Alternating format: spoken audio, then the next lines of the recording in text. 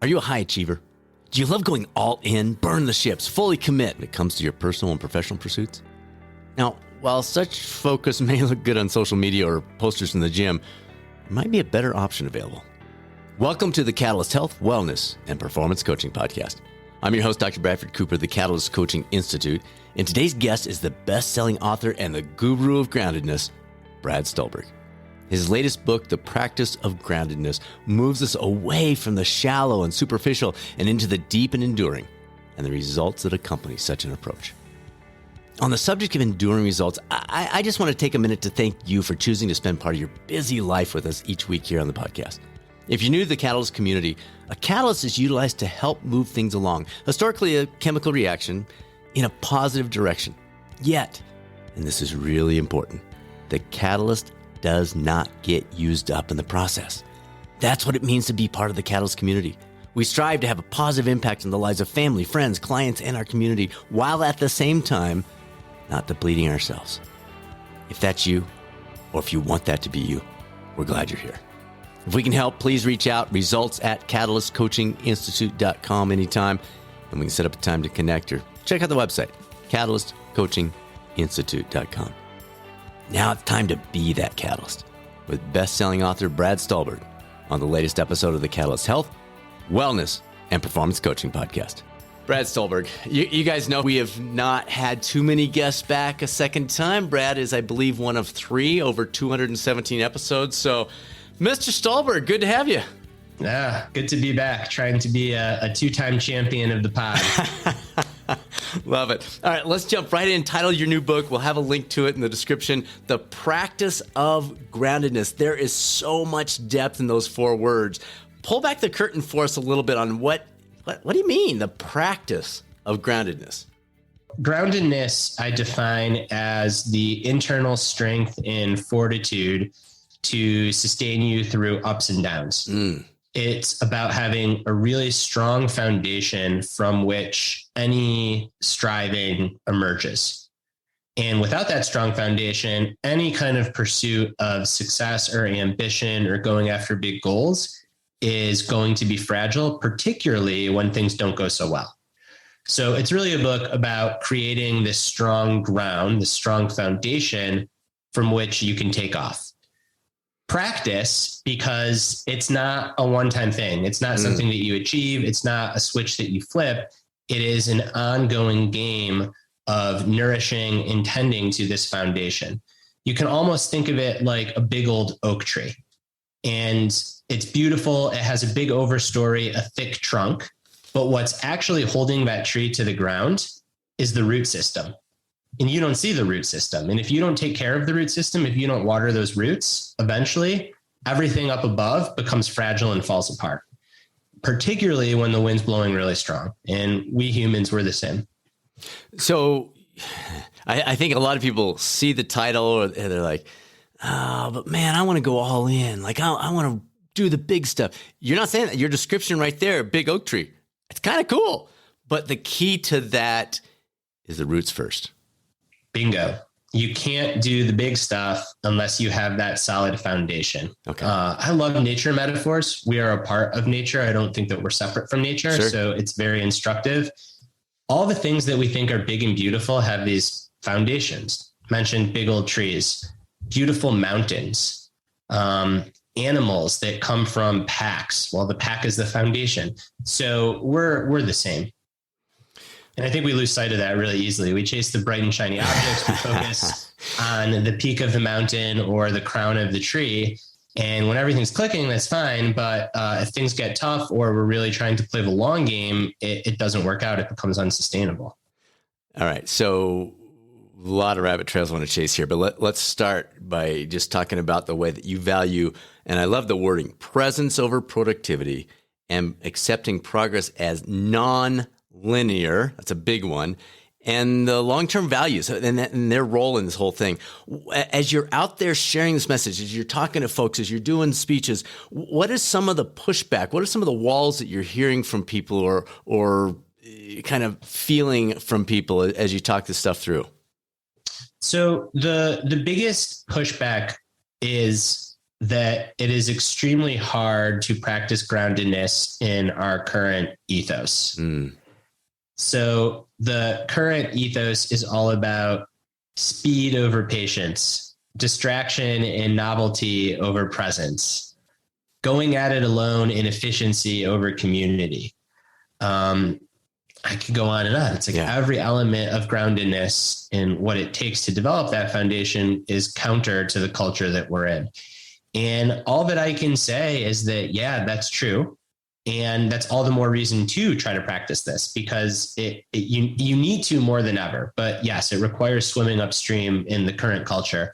The antithesis of groundedness, and I had to come up with a word for it and give it some language in the book, I call heroic individualism, which is this ongoing game of one-upsmanship against yourself and others.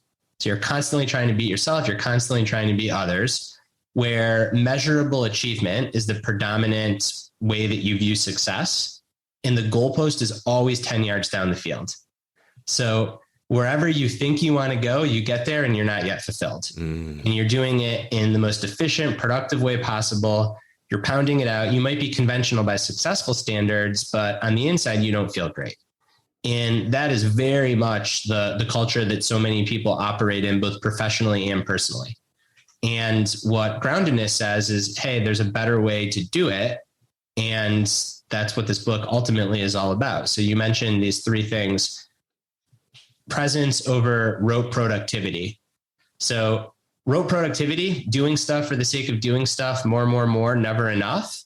You check a lot of boxes, but when you're kind of here, kind of there, kind of always everywhere, you're not really present, and life flies by and you don't feel good as a result. Anyone that's had one of those days where you're just constantly ping-ponging from one thing to the other, and at the end of the day, you feel completely exhausted, but you also feel like you didn't really accomplish anything. That's what I'm talking about. That's no fun. You mentioned this nonlinear progress. So many people think that progress is this upward trajectory. And what groundedness does is it actually looks at empirical research that shows that no, progress is a squiggly line. Yeah. And over 10 years, 20 years, 30 years, a lifetime, hopefully it trends up.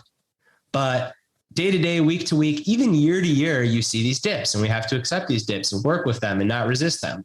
And then the third thing that you mentioned is values driven. And in there, what I mean is that really trying to internalize how we define success. So defining success is knowing what's important to you, knowing what you want to spend time and energy on, and then showing up and spending time and energy on those things. That is success, full stop. Assuming you're making rent, you're putting food on the table, you've got healthcare.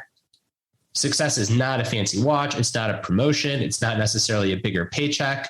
It is showing up and living in alignment with your core values. And this isn't just me riffing. This is thousands, truly thousands of studies out of psychology, neuroscience, sociology, cognitive science that all show that when we are executing on our core values, we tend to feel best and we tend to perform best. Yet so many people get misdirected in chasing these more conventional measures of success, which can sometimes lead to life satisfaction, but often lead to burnout, divorce, substance abuse, emptiness, and so on.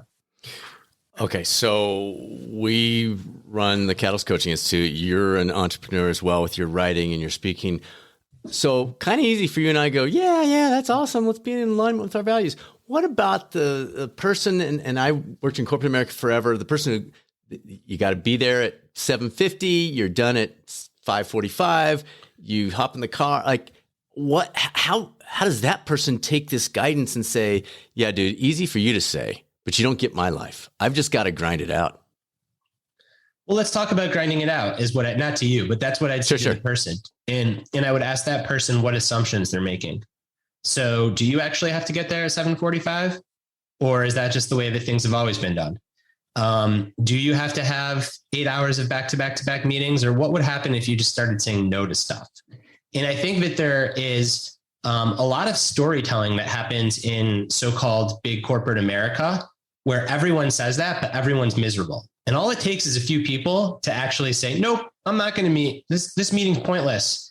And they're scared that their colleagues are going to look at them like, no, dude, you got to meet. But actually what ends up happening is their colleagues are like, thank God someone finally said how pointless this is.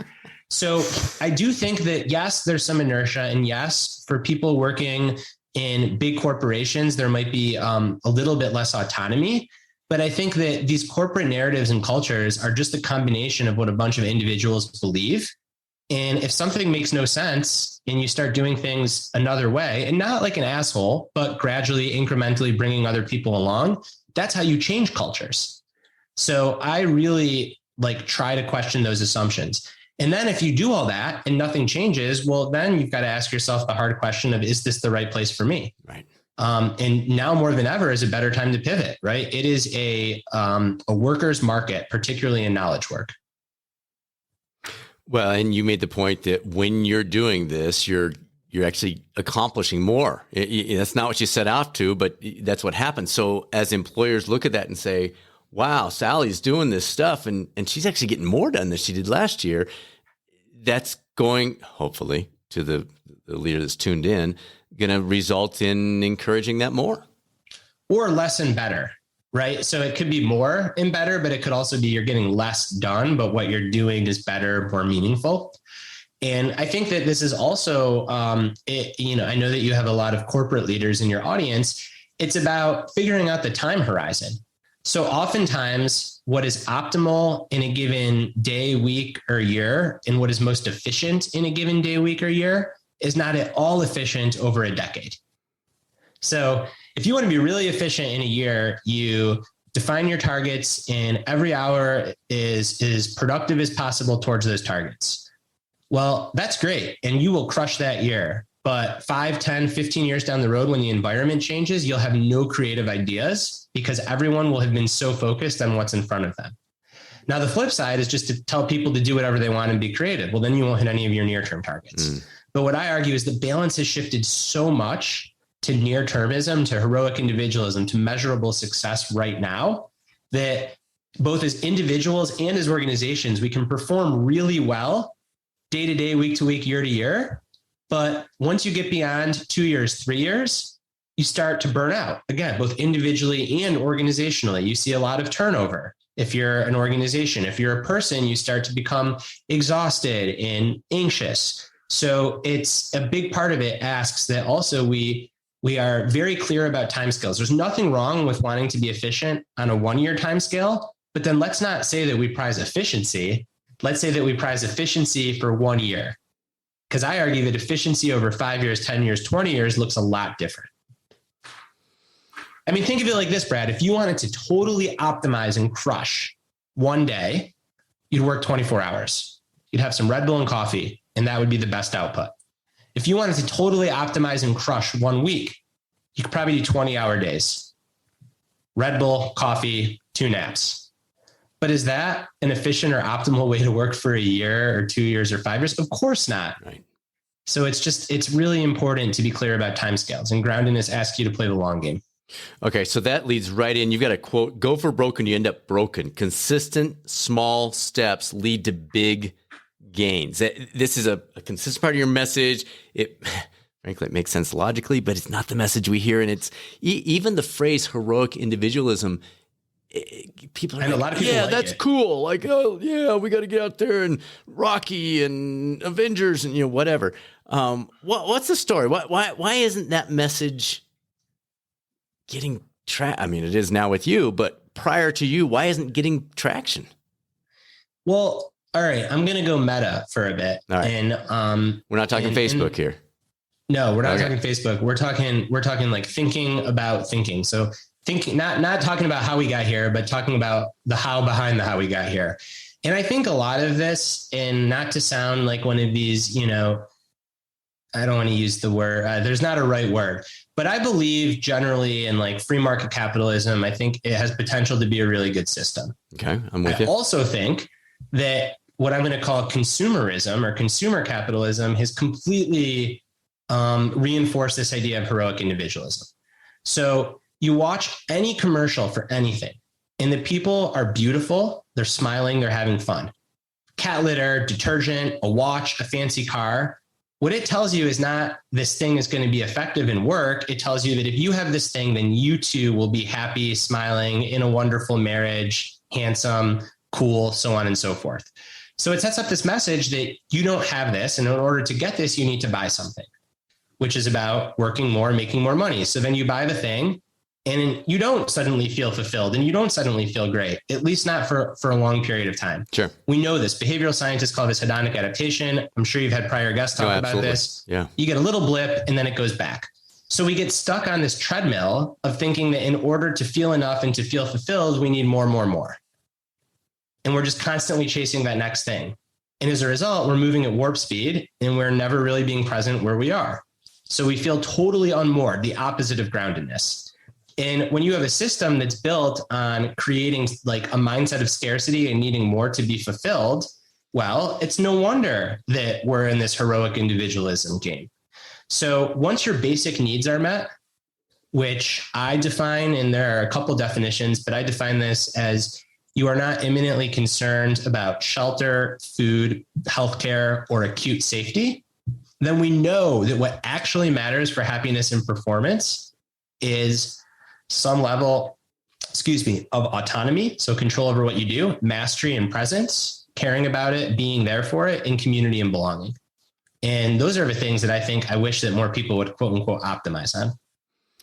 So one of our most popular guests ever is Morgan Housel, Psychology of Money. I know Morgan well. He's a great guy. Awesome guy. So nice. In addition to having some great insights, he talked about the goalpost idea too. And in finances, we're constantly, just like you described, we're constantly getting there and saying, well, if I just had another million. Well, if I just had another million, and it never ends. And he said one of the critical keys to the psychology of money is don't move the goalposts. And you're presenting us with a similar message for our lives.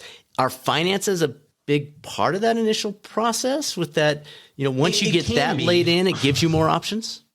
Yeah, I think that it can be. I think that, as I mentioned, basic needs, everyone has to define that on their own.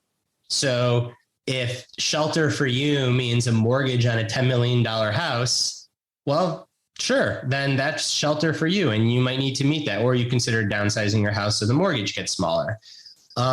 So yeah, I think that having some financial security is important. But again, I challenge a lot of people's assumptions. Because I've got skin in this game. My family and I, we recently moved from the Bay Area to Asheville, which is a small mountain town in North Carolina. And why do we do it? Because for a number of reasons, but one is it's a lot more affordable here. Yeah. And was that an enormous change? Absolutely. But did we do it? Yeah. Can a lot of people make changes like that? Yes. I think we often get in our own way. And I love that you brought up the psychology of money, because one of the comments, groundedness has only been out for a few months now, but one of the, and it's still too early, I guess, for me as an author to gauge what the ultimate perception and patterns will be. But something I hear a lot of is you wrote the psychology of money, but like for work. So not just like towards saving and getting money, but towards like having a career and trying to put together a life of good work. Yeah. So there's a lot of overlap with that book.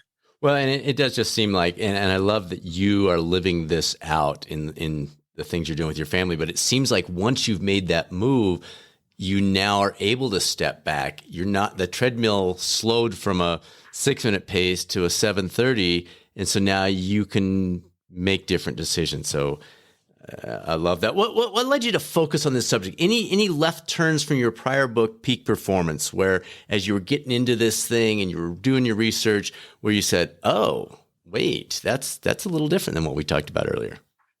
Yeah. So I got quite sick with stark onset obsessive compulsive disorder.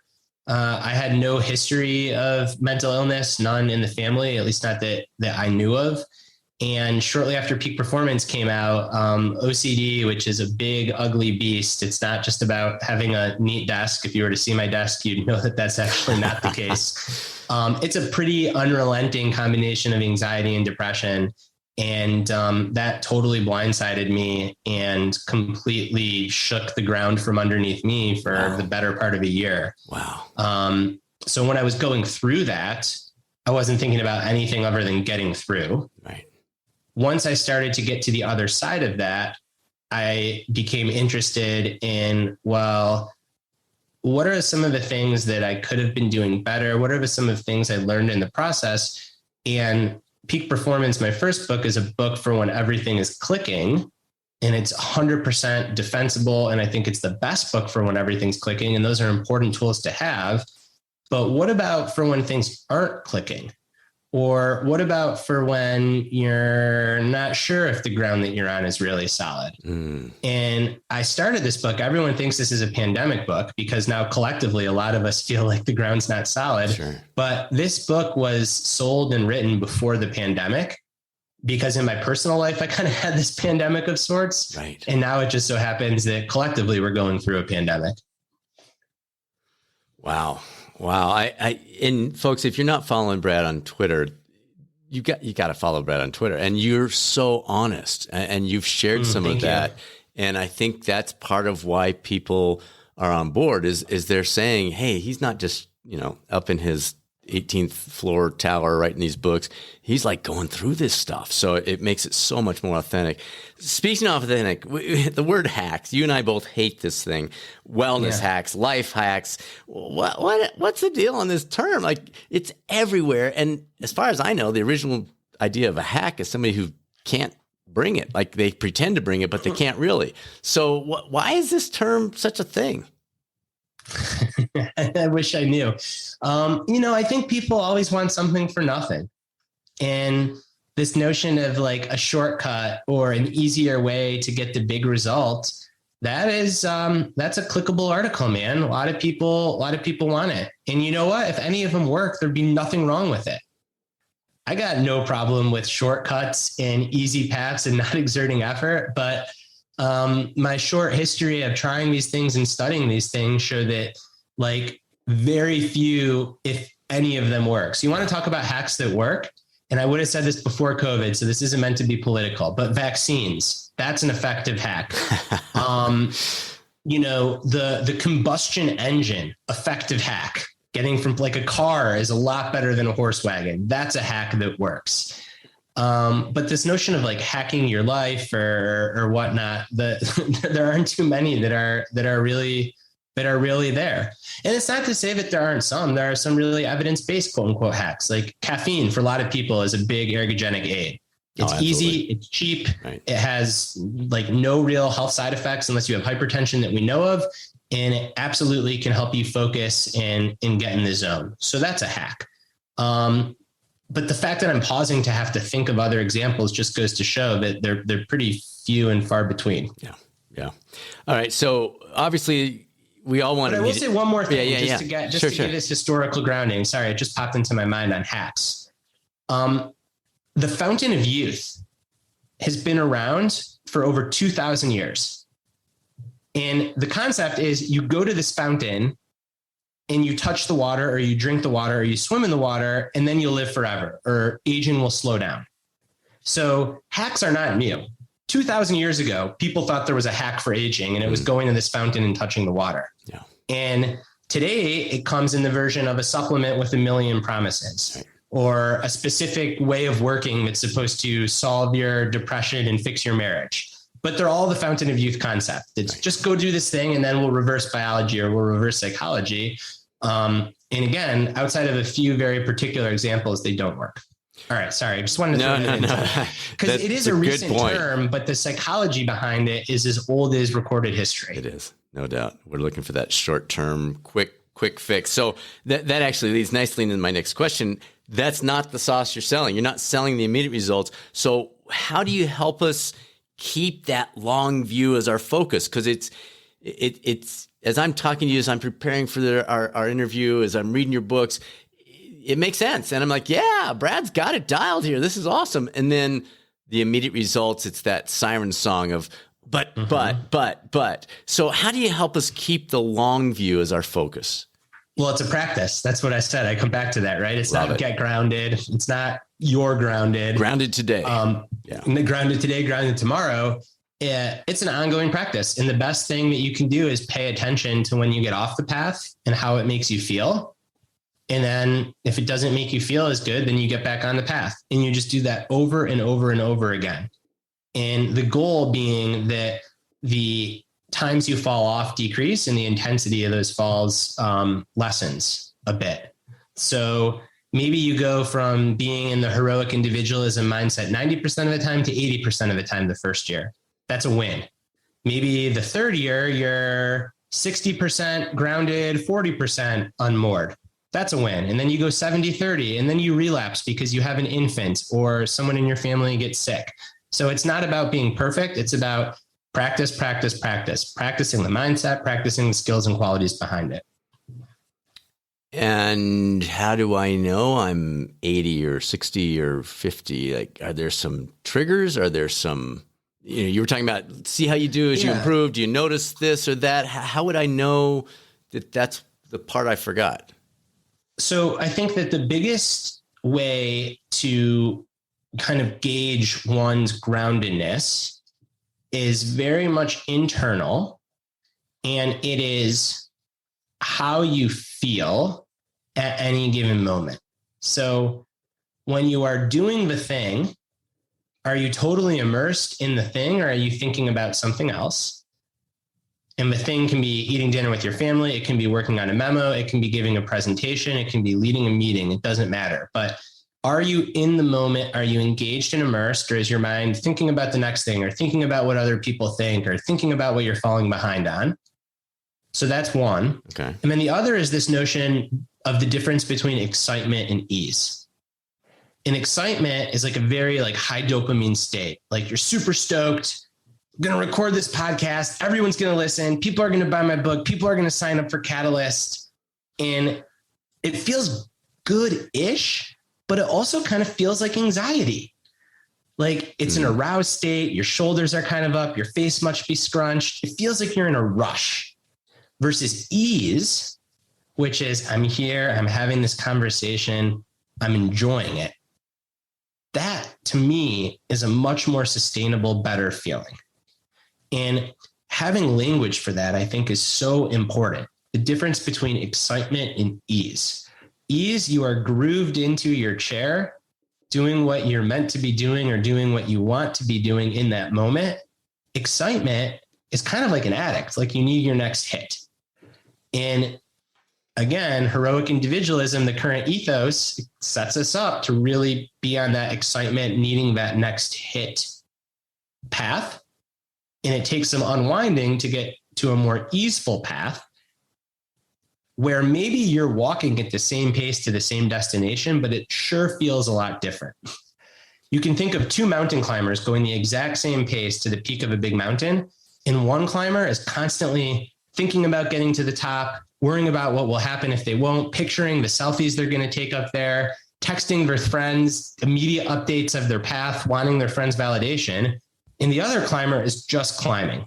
Like you said, consistent small steps for big gains. Let's say that both of them each take 2 weeks to get to the top of the mountain. Well, which climber do you think is going to be more likely to come back and do it again? The second one, the one that was just climbing for the sake of climbing. Right. And groundedness tries to have you do that. It tries to give you the skills and the qualities to do that. So is there something about it? It feels like, and we saw some of this in my PhD work, but it feels like the excitement piece might be that initial, get you off the couch. And then the ease is where you want to be. Have you seen these work in tandem at all? That can happen, but it can also interestingly happen the reverse way.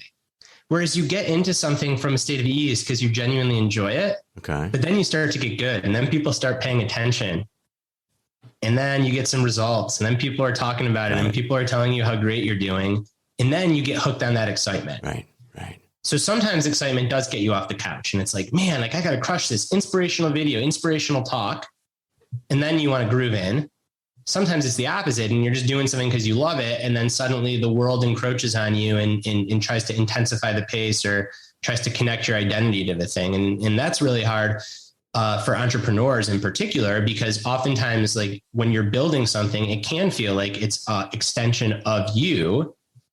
And if it starts out just you doing it because you like it, that's a lot different with you doing it with shareholders or with people that are engaging with the product or the service that are suddenly judging it. So again, it's about not shielding yourself from those weather patterns, but making sure that you can stand strong amidst all those weather patterns. Okay. Well, let's talk a little bit about the connect piece.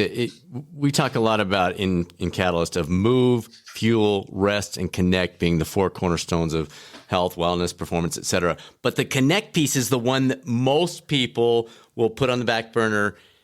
You talk about this. Why is community so important to groundedness and living that effective life? All right. So for a whole bunch of reasons, I'll start in the spiritual and move to the scientific. Okay. And they tend to align. So when you're on your deathbed, most people aren't going to be thinking about the medal they won, when they got promoted to regional VP, the company they started, the bestseller. Most people are going to be thinking about the relationships that they forged along the way. Full stop. And that's been an empirical finding. When people are asked about the regrets towards the end of their life, it's always around not spending time with people, it's relationships. So we know that that's what fulfills us. That's what gives us a good life. The second thing is that you do not get through life without really shitty times. No one does. Right. Cancer, death of a spouse, divorce, estrangement, mental illness, other physical illnesses. When those times happen, no amount of achievement, maybe you'll get a little numbing effect from the achievement, but no amount of achievement is going to fill those gaps, fill those holes. The only way to move through those periods is with the support of other people in community. The third thing around community, now shifting more towards science of performance. Research shows that we are a function of the people with whom we surround ourselves. And if we surround ourselves with people of the same growth mindset, attitude, self-discipline, self-compassion, that we also perform better. Now, you're going to be like, that's amazing. Why doesn't everybody just prioritize community? Well, back to that notion of how are we defining optimization? Are we defining it over the course of a day or over the course of a lifetime? Because if it's over the course of a day, building community is the least optimal thing possible. Right. You have to coordinate schedules. You got to drive to your friend's house. Even before COVID, with COVID, it's a cluster. But if we're defining optimization over the course of a life, well, then it actually makes a lot of sense to work a little bit less or push just a little bit less hard if it frees up time and space for community. So again, it's a practice. Type A, I'm a pusher. This is something that I've become so thoughtful about, and I'm going to give myself some credit, good at. It never feels good in the moment when I prioritize community at the expense of work. But after I've done it, I'm always so happy. I never regret shutting down writing early. I never regret going one less coaching client if it means I can meet a friend for a hike or another friend for a coffee or have more quality time with my wife, my kid. But in the moment, it's really hard because excitement, right? Heroic individualism, right. Get another tweet out, publish another article, write another 1,000 words of the next book. Oh, Justin, I'm supposed to meet you at the trailhead. Well, that's 20 minutes away. Why don't we just FaceTime? Oh, I'm supposed to FaceTime. Let's actually just talk on the phone so I can multitask. Oh, maybe it's even easier if I text. That's all about optimization in the short term. But in the long term, get to the damn trailhead, go on the hike with your friends, because that's what's going to fulfill you. All right. It's a practice, right? It's hard. That's the thing. Like it sounds so simple, but in the moment when you're pushing, it's really hard. Okay. Got it. So, but people got to get stuff done. Like how do you get over that hump of this has to be done this week or this today? Do you just differentiate the optional stuff that would be extras versus the core elements that I just got to get done? You set boundaries. You got to set boundaries. And you have to be able to prioritize. So I'm not saying that you should hike 5 days a week from 8 to 5, or all that you should do is hang out with your friends. I think it's about defining, hey, at this phase of my life for the projects that I'm involved in, here are my working hours. And here's the time I know I'm going to protect for community. And then you just have to execute on that. And sometimes there'll be less time for community. You're launching a company, you've got a big deadline. Other times there'll be more time for community. I think the issue is when it gets completely crowded out. And that happens more and more, even before COVID. Right. And I have hopes and fears. My hope is that the pandemic is making us realize how much we took this kind of in-person intimate connection for granted. And if and when, because pandemics don't last forever, when things return to normal or a new normal and open up, we'll crave community and we'll invest in it. My fear is that we're going to just stay the way we have become accustomed to and kind of live like these robots in different silos connecting through the internet. Right. And generally that's not as good. To be determined, I guess. All right. You talk about the lens of the wise observer, and maybe this will help tie some of this stuff together as a tool for living. Tell us the genesis of this concept and how someone might utilize it in an area that they're trying to work through. Yeah. So the genesis of the concept is really traces itself back to both Eastern and Western ancient wisdom traditions and philosophies. So in the West, Buddhism, and in the East, Stoicism. And they both have large contemplative components. And contemplation is really about gaining some perspective. So instead of being in a situation, getting 1 to 3 degrees of space between your observation or your awareness of the situation and it. And when you adopt this lens, you can see more clearly. So you're in a, what's a good example for right now? You're in a really thorny decision about something to do with your company, or you're having some relationship issues and you just feel like there's no space between you and it. Well, contemplation asks you to focus on your breath or some kind of anchor. Thoughts and feelings come up, you go back to your breath. Thoughts and feelings come up, you go back to your breath. Are you practicing presence? Yes. But what you're also doing is you're opening up space so that you can see those thoughts and feelings instead of be in them. When you can see them, you have some space. And within that space, that's where your freedom to make a good, wise decision lies. So that's how it, that's the origin of it, the genesis. Now, more recently, modern science has come up with all kinds of ways to do what researchers call self-distancing, which is just that. It's creating some distance between yourself and yourself. So what empirical studies show is that particularly when we're in the midst of highly charged, important emotional situations, we tend not to have great self-awareness and we tend not to make the most discerning decisions. So how do you create that space? 2 ways that researchers find really effective. One is to imagine that a close friend is in the exact same situation as you and really visualize it and then give advice to that friend. And then you actually have to take that advice yourself. Doggone it. The other way is to, same thing, really visualize yourself 10, 20, 30 years down the road, looking back at current you. What advice would older, wiser you give current you?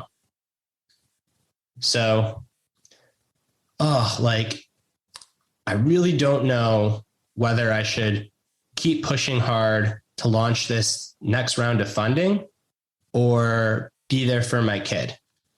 And and that answer can change. Sometimes the answer is launch the funding. Like maybe your kid is 6 months old and you have a supportive wife and it's mind-numbingly boring being with your kid, or I should say supportive husband, supportive partner. Sure.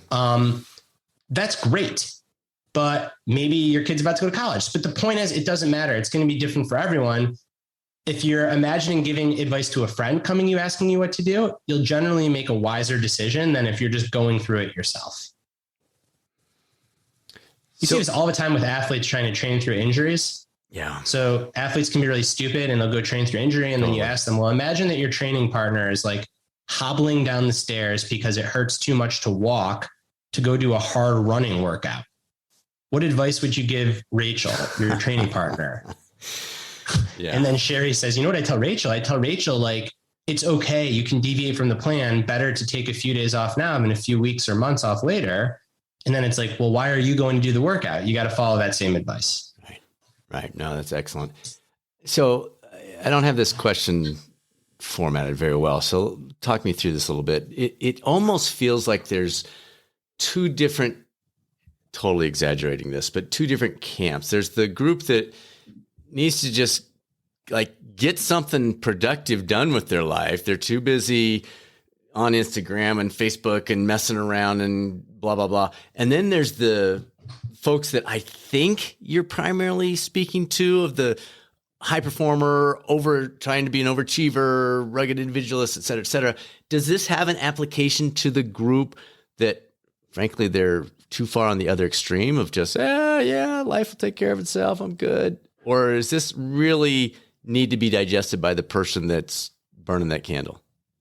No, I think it's about the person that says, life will be good too. It depends. If that person's truly content, then they shouldn't read any book that's going to talk to them. They should just be content.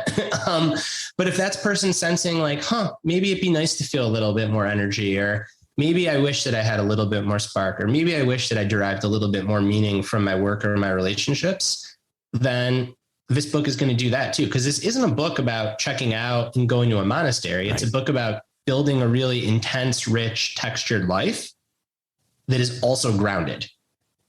And I think that people that feel like they're stuck going through the motions, that's not really rich or textured or intense or grounded. Right.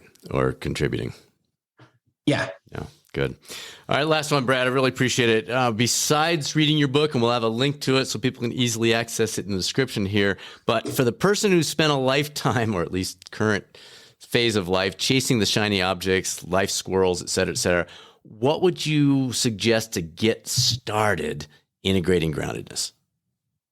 So the first thing that I would propose to that person is to go from having measurable external arbiters of success and shift that internal. So really concrete. Define, what are your core values? What are the things that you really care about? What are the things you admire in other people? What are the things that you want to be remembered for? How do you practice those in day-to-day life? If a core value is family, what does it mean to show up in service of your family? If a core value is creativity, what does it mean to be creative? If a core value is health, what does it mean to be healthy? Concrete, day-to-day stuff. That's your new dashboard. Show up and execute on those things. You're successful. Otherwise, you're not. Adjust as you go. So shift the dashboard from something out in front of you to living in alignment with your core values. This isn't just a Brad Stulberg philosophy. This is the basis of, again, ancient wisdom philosophies and modern psychological and cognitive science. We know that flourishing and life satisfaction comes when we're clear about our core values, our being, and when we show up and live them, our doing. So figure out your being and align your doing with it, and you create this virtuous cycle. Love it. Love it. Brad, so good. Thank you for joining us. Really appreciate it. You definitely earned that one of 3 or 4 folks to ever come back, and I appreciate you doing so. Well, thanks for having me, Brad. Not only do we share the same name, but I love that we share the same approach and enthusiasm for these topics. And thank you, listeners, for welcoming me back. Keep it up, buddy. I'll admit, I am drawn in by the whole all-in approach. But Brad's message makes so much more sense in the long run. As our long-term listeners know, we rarely have guests return, but Brad is the exception. He was one of our first big-time guests on the show, joining us way back at episode number 26, if you'd like to hear the insights from his first book a few years ago. Thanks again for tuning in to the #1 podcast for health and wellness coaching. Next week's guest is Dr. BJ Fogg, author of the huge best-selling book, Tiny Habits. Also, our next MBHWC-approved health and wellness coaching certification is coming up soon. As always, feel free to reach out to us. Any questions? results@catalystcoachinginstitute.com or tap into additional resources at catalystcoachinginstitute.com. Now it's time to be a catalyst. This is Dr. Bradford Cooper, the Catalyst Coaching Institute. I will speak with you soon on another episode of the Catalyst Health, Wellness, and Performance Coaching Podcast, or maybe over the YouTube coaching channel.